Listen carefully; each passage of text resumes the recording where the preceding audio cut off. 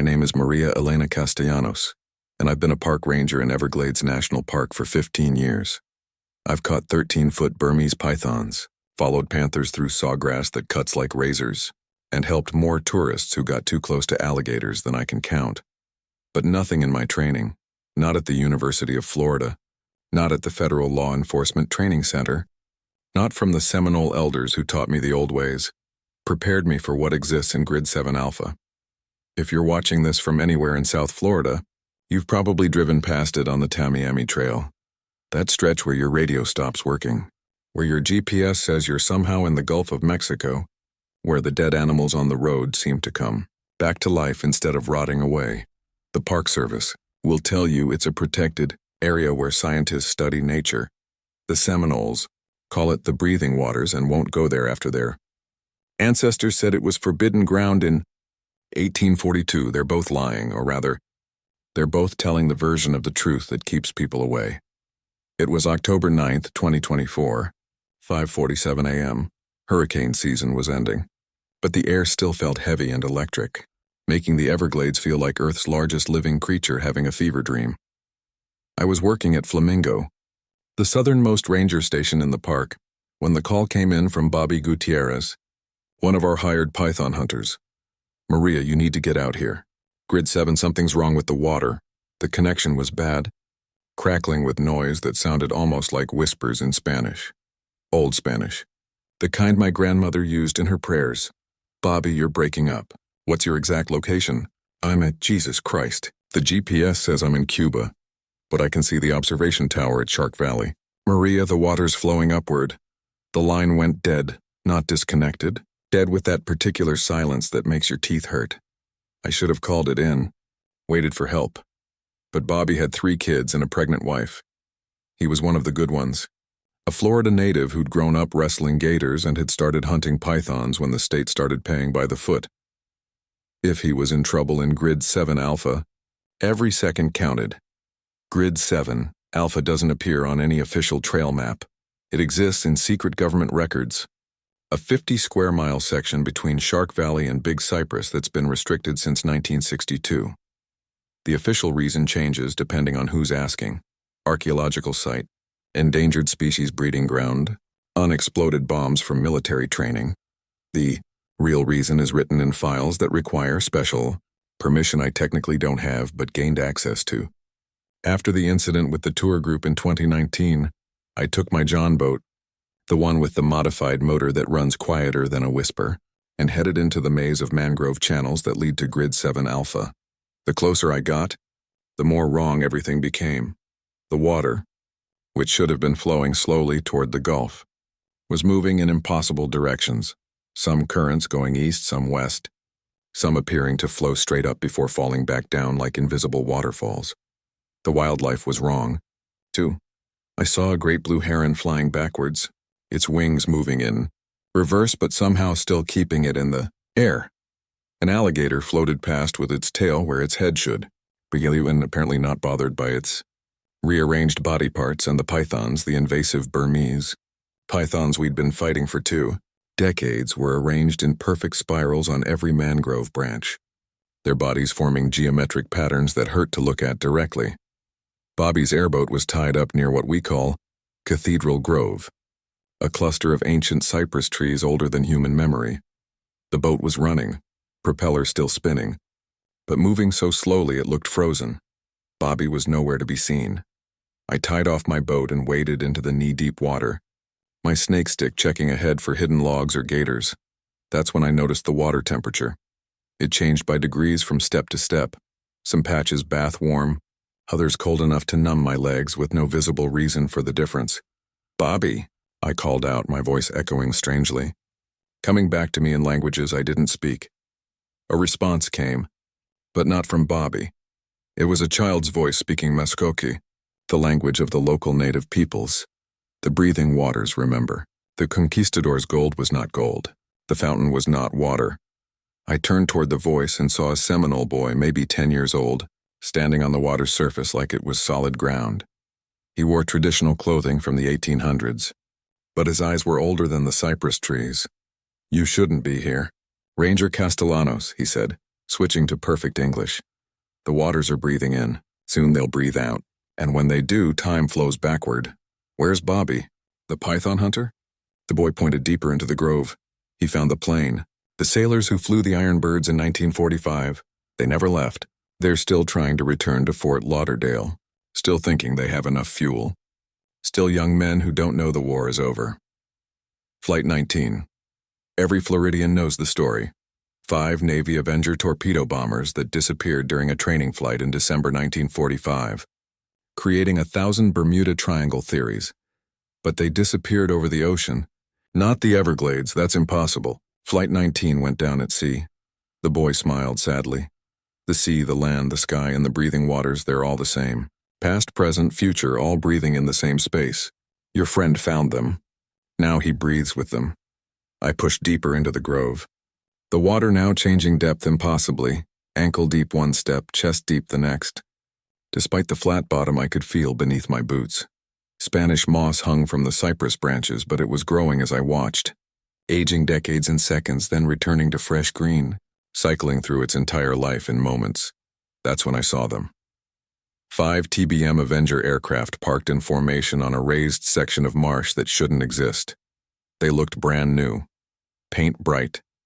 Blue and white, propellers clean of rust. The engines were running. That distinctive radial engine sound that belonged in a World War II movie. Not in the modern Everglades. Bobby was standing next to the lead plane. But something was wrong with how he existed. He was flickering between versions of himself. Sometimes his current 40-year-old self. Sometimes a teenager, sometimes an old man, all overlapping in the same space. Bobby, don't move. He turned to me, his face cycling through ages. Maria, how long have I been here? My watch says 3 minutes, but I've lived years. I've seen the Calusa building their shell mounds. I've watched Ponce de Leon dying of his wounds. I've seen hurricanes that haven't happened yet. Behind him, the cockpit of the lead Avenger opened. A young man in a Navy flight suit climbed out. His face fresh and young, his eyes containing 7 decades of confusion. Lieutenant Charles Taylor, United States Navy, he said, his voice carrying across the impossible distance between us. Can you tell me the date? We seem to be having some instrument problems. Compass is spinning and the water below us keeps changing to land and back. Fort Lauderdale Tower isn't responding. Lieutenant, the year is 2024. He blinked, processed this, and nodded as if it made perfect sense. Time storm. We've been flying through a time storm. That's why we can't find Fort Lauderdale. It hasn't been built yet, or it's already gone. Hard to tell in here. In here? The pocket, he said, gesturing around us. We figured it out about, well, time doesn't mean much, but call it 20 years ago. Or yesterday. The Everglades isn't just a swamp. It's a wound in space-time, bleeding moments from every era. The Native Americans knew. They tried to seal it with their rituals. The Spanish tried to claim it with their crosses and gold. But it just keeps breathing in and out, mixing everything together. Bobby suddenly gasped, his form becoming solid as his present self. Maria, we need to leave now. The breathing is about to reverse. The water around us began to bubble, not from heat, but from time pressure. The cypress trees started aging rapidly, their trunks thickening, then suddenly returning to saplings, then surging back to ancient giants. The sky above flickered between day, night, and states of light that shouldn't exist. Into the plane, Lieutenant Taylor shouted. It's the only stable point, the eye of the time hurricane. I grabbed Bobby and we scrambled into the Avenger's cockpit, cramming into a space designed for 3. The moment we were inside, the chaos outside got worse but became muffled, like watching a storm through thick glass. Taylor pulled out a logbook that should have been rotted beyond recognition. Instead, it looked new. Its pages covered with entries that spanned decades, all in different handwriting, some in languages that hadn't been invented yet. We've been keeping records, he explained. Everyone who gets stuck in the breathing waters, Spanish conquistadors, Seminole warriors, drug runners from the 80s, that real estate developer who wanted to drain this section in 2007, they all find their way to Flight 19 eventually. We're like a lighthouse in the time storm. He showed me an entry from 1513. Juan Ponce de Leon, governor of Puerto Rico, have found the fountain, but it does not grant youth. It grants all ages simultaneously. The savages were right to fear this place. Another from 1838. Osceola, war chief. The white men chase us into the breathing waters. They will regret this. Time itself fights on our side here, and one that made my blood run cold, dated tomorrow. Maria Castellanos, park ranger, chose to stay. Someone needs to guard the boundary. That hasn't happened yet, I said. Hasn't, Will, is happening, Taylor replied. In here all times are now. Your future self made that entry to warn your past self, which is now, about a choice you'll make tomorrow. The time storm outside reached its peak. Through the Avengers canopy, I could see impossible things. Spanish galleons sailing through the air. Calusa pyramids built from shells and light. Hurricanes spinning backwards and destroying themselves. The Everglades flooding and draining in seconds-long cycles that represented centuries. And in the center of it all, something vast and alien. Neither animal nor plant nor machine breathing in and out. Its breathing causing time to flow and ebb like tides. What is that thing? Taylor shook his head. We don't know. It's been here longer than the continent. Maybe it is the continent, or at least this part of it. The Calusa called it the Dreamer. They fed it sacrifices to keep it sleeping. When they disappeared, it started waking up. Bobby was writing in the logbook, his hand moving without his conscious control. The pythons know. They came to contain it. Every invasive species is here for a reason. They're antibodies in a system we don't understand. The storm suddenly stopped. The water stilled. The cypress trees froze mid-transformation. Even our breathing seemed to pause. Then the boy appeared again, standing on the Avenger's wing. But now I could see him for what he really was. Not a child, but an echo. A time recording of someone who died in the Seminole Wars but kept living in the breathing waters. The exhale comes, he said. Choose now, leave and forget, or stay and remember everything. I looked at Bobby, at Taylor, at the impossible reality around us. What happens if I stay? You become like us, Taylor said. Guardians of the boundary, preventing the breathing waters from expanding. Because if this spreads, if the time wound grows, all of Florida becomes unstuck in time. Miami experiencing every hurricane simultaneously. Orlando locked in an endless loop of building and decay, the Keys sinking and rising with each breath. The logbook was still open to tomorrow's entry. My future self's handwriting stared back at me. I had less than a second to decide, because I could feel the exhale beginning, reality preparing to reverse itself, to spit us out or swallow us completely. Second part. The exhale hit us like a hurricane in reverse. Everything that had been still suddenly erupted into motion, but backwards. Rain fell upward, lightning struck from ground to sky, and my own thoughts seemed to run in reverse, remembering things that hadn't happened yet. I grabbed Bobby and pulled him from the plane just as reality snapped back like a rubber band. We landed in normal water, normal depth under a normal Florida morning sky. The Avengers were gone. Lieutenant Taylor was gone. Even the ancient cypress. Trees looked ordinary, if you didn't know they'd been cycling through centuries. Just moments before, did that really happen? Bobby asked, checking his python hunting gear like a soldier checking for wounds. I looked at my GPS. We were back at the edge of Grid 7 Alpha, exactly where we'd entered. According to the timestamp, only 3 minutes had passed, but my boots were caked, with mud that contained shells from species extinct for 1,000 years. And in my pocket was a page from Taylor's logbook that shouldn't exist. We need to report this. Bobby said. Report what? That we found Flight 19? That time flows backwards in parts of the Everglades. They already know, Bobby. They've always known. He stared at me. What do you mean?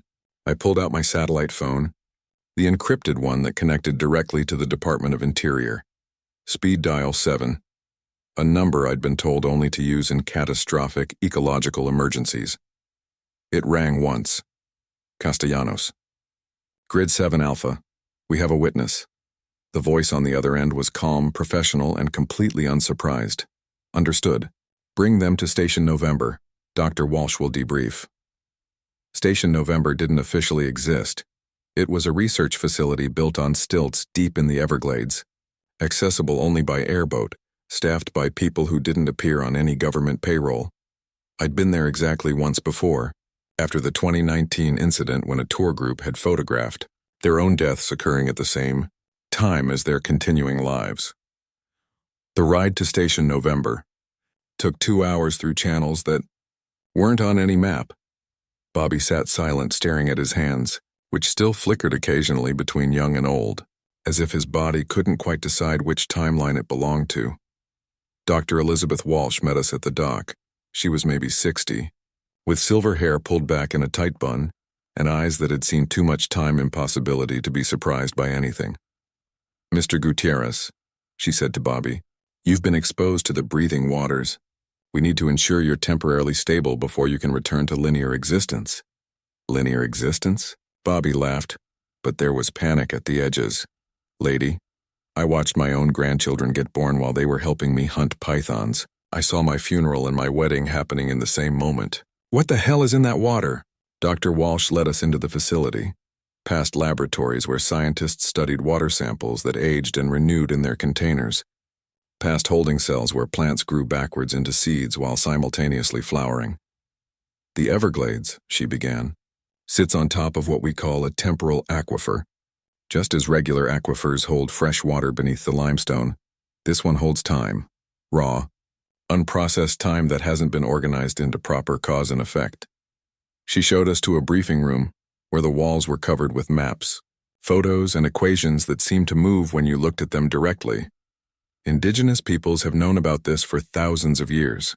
The Calusa built their entire civilization around managing it, using shell mounds as time anchors to keep the breathing waters contained. When they disappeared, or rather, when they chose to exit linear time, the Spanish encountered the raw phenomenon. She pulled up a scan of a conquistador's journal from 1521. "The fountain of youth is real, but it is also the fountain of age. The fountain of never was, the fountain of always will be. We drank, and I watched my men become infants and elders and dust and unborn, all at once." "Ponce de Leon wasn't looking for eternal youth," I said, understanding flooding through me. "He was looking for the temporal aquifer." "Precisely. But he didn't understand what he'd found. No one did until 1945. She showed us classified footage from December 5, 1945, 5 Avenger torpedo bombers taking off from Fort Lauderdale Naval Air Station, then possibly the same planes appearing on radar in the Everglades, in the Pacific, in the Arctic, all at the same time. Flight 19 didn't disappear, Dr. Walsh explained. They found a massive time vent and were scattered across every possible moment. Lieutenant Taylor has been flying that same mission for 79 years, landing in every timeline where the Everglades exists. But I talked to him, I protested. He was sane, not crazy from decades of loops. "Time doesn't drive you insane in Grid 7 Alpha," Walsh said.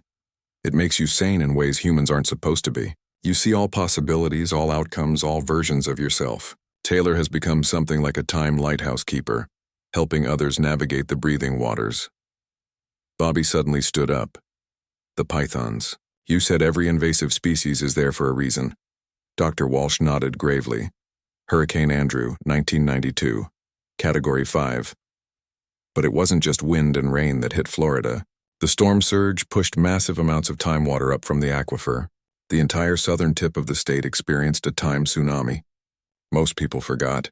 Human minds aren't equipped to remember non-linear events. But the damage was done. Reality became more flexible. She pulled up photos of Burmese pythons, tegus, lionfish, all the invasive species that had mysteriously appeared and thrived in Florida over the past 3 decades. "They're not from other countries," I said. The realization hitting me. They're from other timelines. The pythons are from a timeline where reptiles remained dominant. The tegus from one where South America never separated from Africa. Each species is perfectly adapted to consume time oddities, to process paradoxes through their metabolism. They're Earth's immune response to the breathing waters spreading. "So we've been killing the things that are protecting us?" Bobby asked, horrified. "No, you've been maintaining the balance. Too many. And they change our ecosystem beyond recognition. Too few and the time oddities spread unchecked. It's a delicate balance we've been maintaining without most people knowing." She turned to me. "Ranger Castellanos, you've been inside Grid 7 Alpha twice now and remained stable. That's extremely rare. We'd like to offer you a position with Project Pangea." Project Pangea? She pulled up a world map, but not a normal one. This showed time hotspots across the globe. The Bermuda Triangle, the Dragon's Triangle near Japan, the Bridgewater Triangle in Massachusetts, dozens of others. The breathing waters aren't unique to the Everglades. They're symptoms of something much larger. The Earth itself is aging, and as it does, the time aquifers are becoming active. We're seeing time storms in the Sahara, causality loops in Siberia, reports of extinct megafauna in the Amazon. Project Pangea monitors and manages these sites. And if we don't, Dr. Walsh showed us a simulation. Florida flickering between states, sometimes underwater, sometimes a desert, sometimes covered in ice. All at the same time. Cities existing and not existing. Millions of people phasing in and out of reality. The Calusa had a prophecy, she said. When the breathing waters wake fully, the dreamer beneath will rise. They described it as an entity so vast that it experiences all of Earth's history as a single moment. If it wakes completely, linear time ends. Everything that ever was or will be happens at once, Bobby laughed, but it was brittle. So we're what? Guards keeping Cthulhu asleep? More like negotiators, Walsh corrected. The indigenous peoples didn't fight the breathing waters. They learned to work with them. The Seminoles still perform rituals that we've proven actually stabilize time fields. Their medicine men aren't practicing religion. They're conducting advanced time, engineering using techniques we're only beginning to understand. An alarm suddenly blared through the facility. Red lights bathed, everything in hellish light. Temporal surge in grid 7, Alpha, a technician announced over the intercom, magnitude 7.3. We have a major breach. Dr. Walsh's face went pale. That's impossible. We haven't had a surge that large since Andrew. She pulled up real-time satellite imagery of the Everglades. Where grid 7 Alpha should be, there was something else. A massive spiral of water and land and time rotating like a hurricane, but in dimensions that hurt to look at.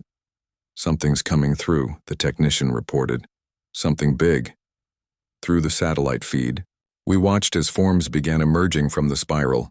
Spanish galleons sailing on dry land, Calusa warriors in canoes paddling through the air, modern airboats phasing in and out of existence, and in the center of it all, something rising from beneath the swamp. Not quite animal, not quite plant, not quite machine. The dreamer, Dr. Walsh whispered. After all these years of small stirrings, it's actually waking up. Why now? I demanded. She pulled up data streams, temperature readings, atmospheric pressure, electromagnetic fields, all of them going haywire. Climate change, she said simply. The rising temperatures aren't just melting ice caps. They're melting the boundaries between timelines. The breathing waters are expanding because the planet itself is exhaling more strongly. Bobby grabbed my arm. Maria, you said your grandmother practiced Santeria. You said she knew things. I thought of my abuela's warnings, her insistence that I wear her azabache bracelet, her strange songs about water that remembered and land that forgot. She used to say the Orishas came from the breathing waters, that they weren't gods but memories of when time moved differently. Dr. Walsh's eyes lit up. Your grandmother knew. The Afro-Caribbean traditions brought by enslaved peoples. They contain time management techniques. Santeria, Vodou, Obeah, they're all different approaches to negotiating with non-linear time. The alarm grew louder. On the screen, the dreamer continued to rise. It looked like a mountain made of moments, a creature constructed from every second that had ever passed through the Everglades. I could see conquistadors trapped in its skin like scales, hurricanes spinning in its eyes, entire ecosystems growing and dying along its sides. We need to get to grid 7 Alpha, I said. If the Seminoles and my grandmother's people both knew how to manage this, maybe together we can what? Bobby interrupted. Sing it a lullaby? That thing is the size of Miami. Not stop it, I said, remembering Lieutenant Taylor's words, navigate. The Flight 19 crew learned to ride the time storms. Maybe we need to learn the same thing on a larger scale. Dr. Walsh was already moving, barking orders. Prep the temporal shielding. Alert the Seminole Council. And someone get me a line to the Pentagon. If the dreamer fully manifests, we're going to need to evacuate everything south of Orlando. As we rushed toward the boats, I felt the page from Taylor's logbook burning in my pocket. I pulled it out. New words were appearing.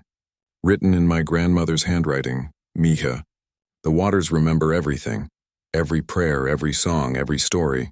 The dreamer isn't waking to destroy. It's waking to remember. Help it remember right and time flows forward. Let it remember wrong, and we all become memories ourselves. The boat launched into waters that were already beginning to flow in impossible directions. Ahead, Grid 7 Alpha pulsed like a heart made of centuries. And somewhere in that chaos, Flight 19 was still flying, still trying to get home, still holding the line between then and now. Third part. The airboat hit the edge of Grid 7 Alpha like striking a wall of memories. 1 second we were skimming across normal sawgrass prairie. The next, we were simultaneously traveling through 1835, 1962, 1992, and 2087. I saw the Everglades burning. In the Great Fire of 1989, while simultaneously watching it flood during the hurricane of 2054 that hadn't happened. Yet Dr. Walsh had given us temporal stabilizers, devices that looked like diving watches but hummed with frequencies that supposedly kept us anchored to our original timeline. They worked, mostly. I only occasionally flickered into versions of myself that had made different choices. Maria, who became a marine biologist, one who died in Hurricane Andrew, one who was never born because her grandparents never left Cuba. Bobby was handling it worse. His python hunter practicality was shattered by the impossibility around us. "There," he shouted, pointing at something that shouldn't exist. "That's my dad's boat, but he sold it in 1987, and he's in it, and he's my age." "How is he my age?" "All times are now," I said, repeating Lieutenant Taylor's words. "Your father is every age he ever was, all at once." The dreamer loomed ahead of us, a mountain of living time. As we approached, I could see it more clearly. It wasn't a creature in any normal sense. It was composed of every moment the Everglades had ever experienced, crystallized into something that looked biological, but existed in more dimensions than 3. Spanish conquistadors marched across its surface, still searching for gold, unaware they'd become part of something larger. Seminole, warriors paddled through its veins in canoes that moved through arteries of liquid time. Hurricane Andrew raged in its chest, a permanent storm that happened once and forever. At its base, impossibly, sat a modern military installation that flickered between existing and not existing. Quonset huts from the 1940s, overlapped with modern communications, arrays and structures that looked like they'd been designed centuries in the future. Temporal command, Dr. Walsh explained through our earpieces. Established in 1947, 1963, 1985, 2001, and 2019 simultaneously. It exists in multiple times to coordinate responses. Across all possible timelines, we docked at a pier that aged and renewed with each wave. Military personnel in uniforms from different eras stood at attention, all somehow the same people at different points in their careers. A general who was simultaneously a young lieutenant and a retired civilian briefed us, without any apparent confusion. "The dreamer has been dormant for 65 million years, he said, his voice carrying the weight of multiple lifetimes of service. "Last time it woke, the dinosaurs ended, or began, depending on your time perspective. You're saying this thing caused the extinction? No, it is the extinction and the recovery and everything in between. The dreamer is Earth's time maintenance system. When it sleeps, time moves in a straight line. When it wakes, it reorganizes cause and effect, usually in response to massive environmental changes." "Like climate change," I said. "Exactly. The planet is heating up, ice caps melting, seas rising. The dreamer senses an existential threat and wakes to reshuffle the timeline, looking for a path where Earth survives." Bobby laughed bitterly. "So it's trying to save us by scrambling time like eggs?" "It doesn't understand individual consciousness," the general explained. "To the dreamer, humanity is just a brief pattern in the larger flow of time. It doesn't distinguish between saving us and erasing us if the result is planetary survival." A new voice joined the conversation. "Young, old, eternal. Which is why you need us." Lieutenant Charles Taylor walked into the command center. But he wasn't alone. The entire crew of Flight 19 was with him, along with dozens of others, people I recognized from missing person reports spanning centuries. "We've been preparing for this," Taylor continued. "Everyone who gets caught in the breathing waters becomes part of a buffer between linear time and the dreamer's consciousness. We're translators, helping it understand that humans aren't just time patterns, but individual experiences that matter." Behind him stood a Calusa chief in full ceremonial dress, a Spanish conquistador, A seminal medicine woman, drug runners from the 1980s, real estate developers from the 2000s, and even what looked like a future version of myself wearing a uniform I didn't recognize. The Seminoles were right, the medicine woman said.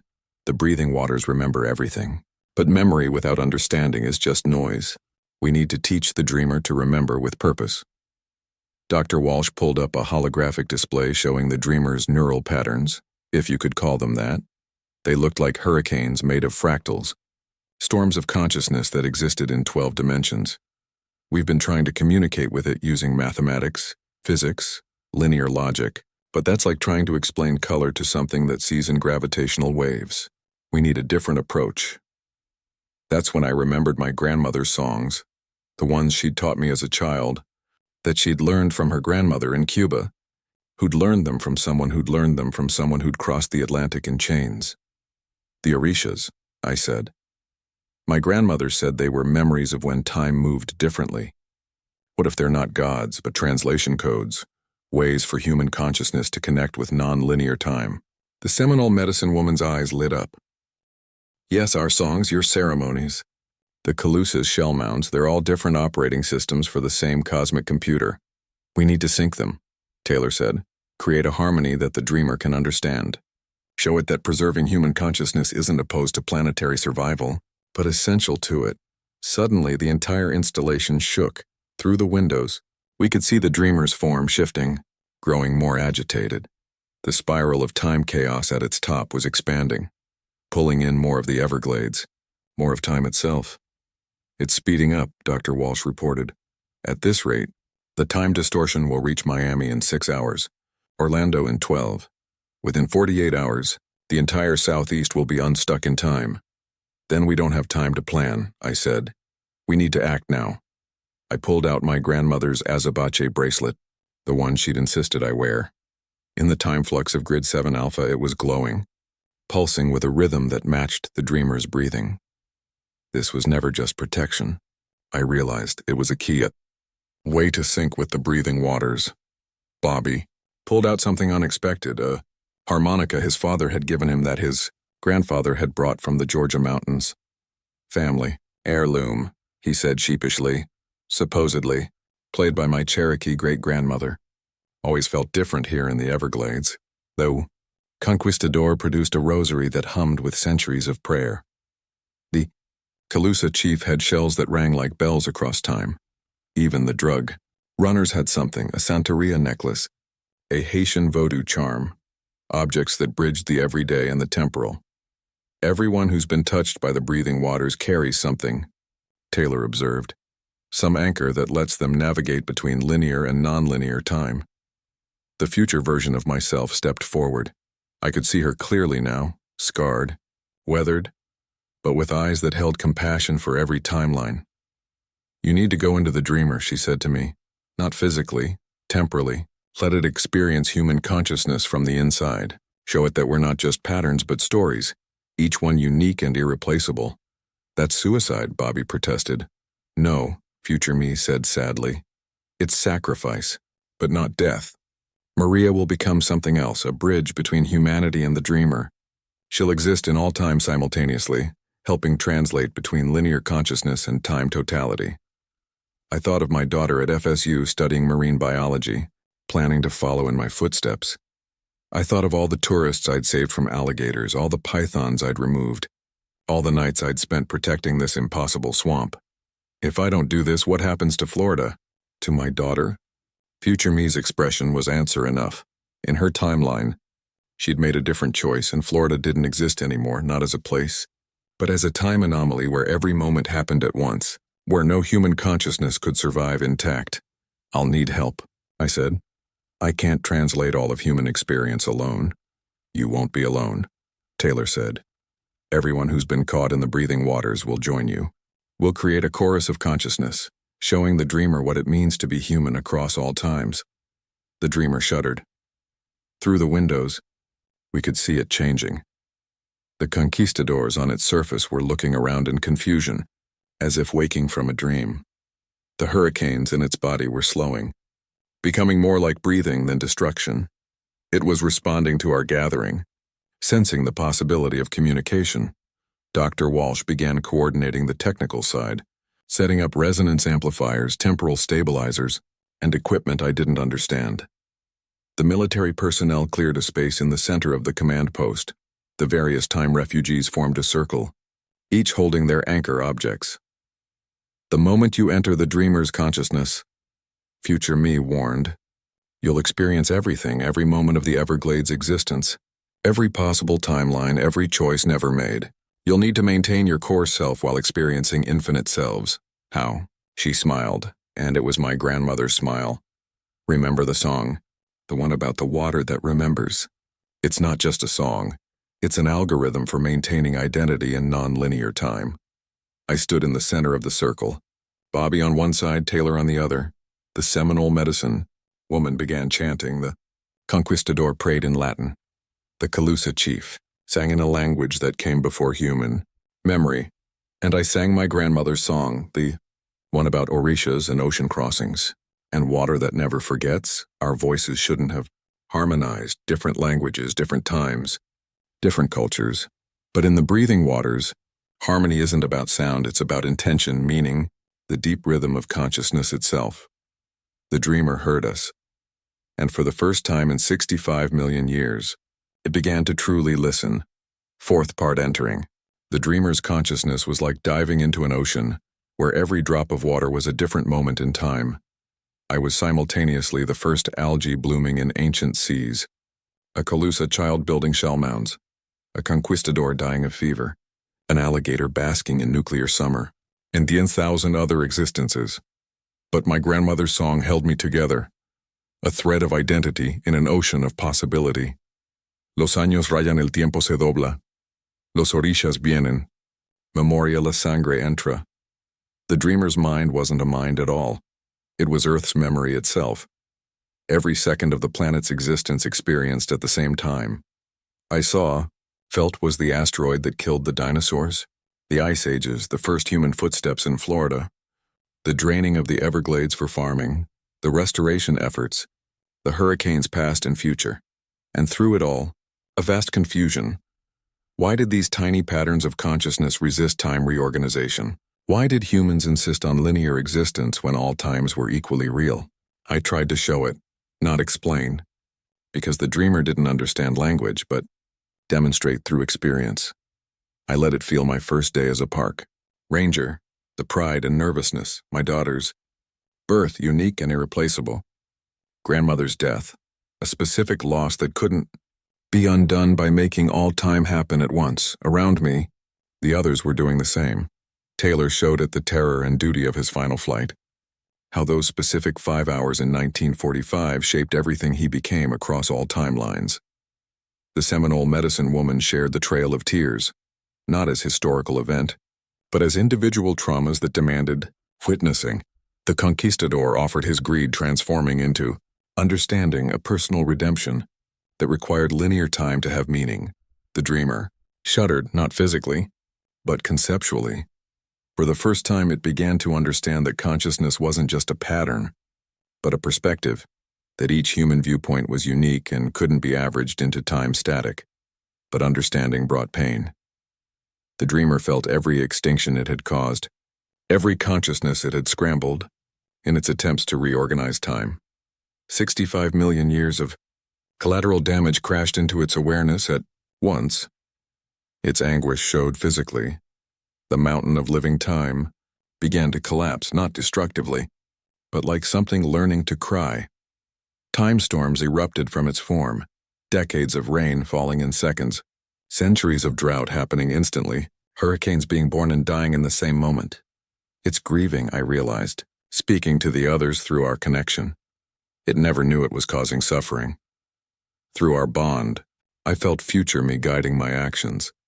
She'd been through this before in a timeline where she'd failed, where the dreamer's grief had turned to rage and erased the entire Southeast from existence. Show it redemption, she urged. Show it that understanding pain can lead to preventing. I shared my work as a ranger, not the grand moments, but the small ones, relocating an alligator that had wandered too close to humans instead of killing it, teaching a child why we don't feed wildlife, removing pythons not with hatred but with respect for their role in the ecosystem.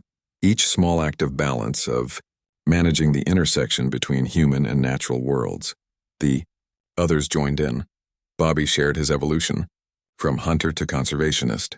How understanding the python's purpose had changed his approach. Dr. Walsh offered her decades of research, showing how knowledge could bridge the gap between fear and coexistence. Even the drug runners shared their stories, people who'd made wrong choices finding redemption in protecting what they'd once exploited. The dreamer began to calm, its form solidifying into something more stable, not fully physical, not fully temporal, but something in between. A living interface between linear and non-linear time. And then it spoke. Not in words, but in pure meaning transmitted directly into our consciousness. I understand now. Individual moments matter because they cannot be repeated. Linear time gives meaning to choice. Without sequence, there is no growth, no learning, no love that develops over time. Yes, I replied through our connection. But we also need to remember that all times connect. Past informs present, shapes future. That's why you woke up. Earth's future needs adjustment to survive. The warming, the waters rising, the mass extinction beginning. We can work together, I offered. You don't need to scramble time to fix things. Help us see the connections between past and future. Show us the consequences of our choices. Be our memory and our prophet, but let us remain ourselves. The dreamer considered this. Through our connection, I could feel it exploring possibilities, timelines where humanity and time consciousness cooperated, where the breathing waters became teachers instead of traps. Acceptable, but requires permanent interface. Someone must bridge between linear and non-linear, translate between human consciousness and time totality. I knew what it meant. Future me had warned me. This was the moment of choice she'd faced and failed. I'll do it, I said. Maria, no, Bobby protested. But I could feel through our connection that he understood. Someone had to make this sacrifice, and it had to be someone who could navigate both worlds, the scientific and the spiritual, the modern and the ancient. But not alone, Lieutenant Taylor said suddenly. We've been preparing for this for 79 years. Flight 19 volunteers to share the burden. We'll create a rotation, each of us taking shifts as the bridge, maintaining our humanity while serving as translators. The Seminole medicine woman stepped forward. The indigenous peoples have been bridges between worlds for centuries. We will help maintain the balance. One by one, the others volunteered, the conquistador seeking redemption, the Calusa chief protecting his people's legacy. Even Bobby, gruff python hunter turned time philosopher. A network, Dr. Walsh breathed. Not one bridge, but hundreds, thousands, every person, touched by the breathing waters becomes a note in a translation, matrix between humanity and the dreamer. The dreamer pulsed with something that might have been approval or relief. Acceptable, sustainable, symbiotic. Transformation began immediately. I felt myself expanding, not physically, but conceptually I could still feel my individual identity. Maria Castellanos, park ranger, daughter, mother. But I could also feel all my other possible selves, all the choices I hadn't made, all the timelines where things went differently. But instead of losing myself in the infinity, the network held me stable. Taylor's steady presence, Bobby's stubborn practicality, the medicine woman's ancient wisdom. We were individual notes creating a harmony that the dreamer could understand, and humanity could survive. The time storms around Grid 7 Alpha began to calm. The dreamer's mountain form settled into something more permanent, still impossible by normal physics, but stable. It looked like a massive cypress tree made of crystallized time, its roots extending deep into the time aquifer, its branches reaching into possible futures. The temporal cypress, Dr. Walsh named it, a living monument to the treaty between linear and non-linear time. Through my expanded consciousness, I could see the effects rippling outward. The invasive species, the pythons, Tegus lionfish began behaving differently, no longer just consuming time oddities, but actively maintaining the balance between timelines. They were Earth's antibodies evolving into Earth's translators. In Miami, People reported strange dreams where they saw the consequences of their choices rippling through time. In Orlando, theme parks discovered that their attractions sometimes showed visitors glimpses of genuine, magic time echoes of futures where imagination and reality merged. The Keys experienced tides that occasionally brought in objects from timelines where sea levels never rose, inspiring new approaches to climate adaptation. But most importantly, the Everglades itself changed. Grid 7. Alpha was no longer restricted. It became the temporal preserve, where carefully supervised groups could experience non-linear time, where scientists studied causality, where indigenous peoples performed ceremonies that actively shaped tomorrow by honoring yesterday. I still work as a park ranger. Technically, my body exists in linear time, doing normal ranger things, rescuing tourists, managing wildlife, filling out paperwork. But part of my consciousness is always connected to the dreamer, translating between its vast awareness and human understanding. Sometimes I see through its eyes, all of Earth's history as a single moment, beautiful and terrible and infinitely complex. I see the paths humanity might take, the futures we're creating or preventing with each choice. Most lead to extinction, but some, growing more numerous as awareness spreads, lead to something unprecedented, a species that learns to think in deep time while living in the moment. Bobby still hunts pythons, but now he knows he's really managing time interfaces. He's gotten good at it, able to sense when a snake is from our timeline or another. He keeps the balance, making sure no single timeline dominates. Dr. Walsh runs the research station, which has become public. Though most people think it's just studying climate change impacts on the Everglades, they're not wrong. But they don't realize she's studying climate change across all possible timelines, looking for the choices that lead to survival. Lieutenant Taylor and Flight 19 still fly their eternal patrol, but now with purpose. They map the time currents, identify dangerous convergences, and guide lost souls through the breathing waters. They've saved hundreds of people from time displacement, teaching them to navigate between times without losing themselves. The Seminole and Miccosukee tribes have revealed their true role as time engineers. Their ceremonies, no longer hidden, but celebrated, are essential maintenance for reality itself. Other indigenous groups worldwide are coming forward, admitting they too have been managing time rifts for thousands of years. And my grandmother's songs have become part of standard training for anyone working in time zones. The orishas she sang about were real, not gods, but interface protocols, ways for human consciousness to safely interact with forces beyond linear understanding. But perhaps the most important change is in how we see the Everglades itself. It's no longer just a swamp to be preserved or exploited. It's Earth's memory breathing in and out, keeping time flowing while remembering everything that ever was or might be. Every morning, I stand at the edge of Grid 7 Alpha, now marked with proper signs in multiple languages and timelines, and watch the sunrise. But I also see all the sunrises that ever were, all the ones that will be, and all the ones that might have been. The breathing waters remember everything, and now, finally, they understand what they're remembering. My name is Maria Elena Castellanos. I'm a park ranger in Everglades National Park, where time flows in all directions, where Flight 19 lands every day and never, where the future is shaped by honoring the past. You guard the boundary between then and now, helping humanity and the dreamer learn to coexist.